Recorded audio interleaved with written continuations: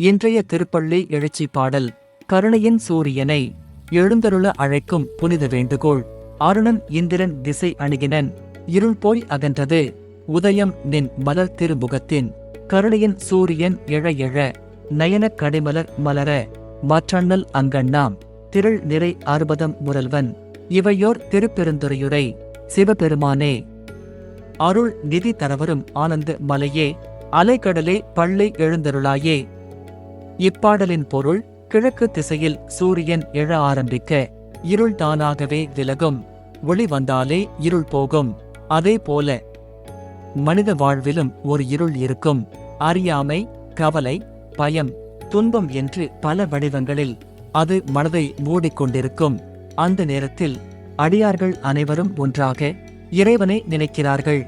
எங்கள் வாழ்விலும் ஒளி வேண்டும், எங்கள் மனங்களும் விழிக்க வேண்டும் என்று மனமாற வேண்டுகிறார்கள்.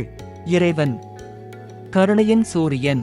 அவர் எழுந்தருளும் அந்த களத்தில் உள்ளம் மெதுவாக மலர்கிறது. அவர் பார்வை கோபமில்லை, தண்டனை இல்லை, அது கருணை மட்டுமே.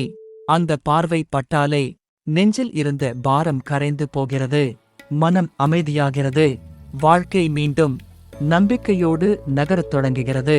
திருப்பெருந்துறையில் உறையும் சிவபெருமான் அடியார்களுக்கு அருளே செல்வம் என்று உணர்த்துகிறார். அவர் ஒரு மலையைப் போல, எத்தனை புயல்கள் வந்தாலும் அசையாத நம்பிக்கை. அவர் ஒரு கடலைப் போல, எத்தனை பேர் அருள் கேட்டாலும் குறைவில்லாத கருணை. அதனால்தான் அடியார்கள் அன்போடு இவ்வாறு வேண்டுகிறார்கள்: எங்கள் வாழ்க்கையிலும் இந்த ஒளி பரவ வேண்டும், எங்கள் உள்ளங்களிலும் இந்த அமைதி நிலைக்க வேண்டும். அந்த வேண்டுகோள்தான் இந்த திருப்பள்ளி எழுச்சி பாடலின் ஆழமான அர்த்தம்.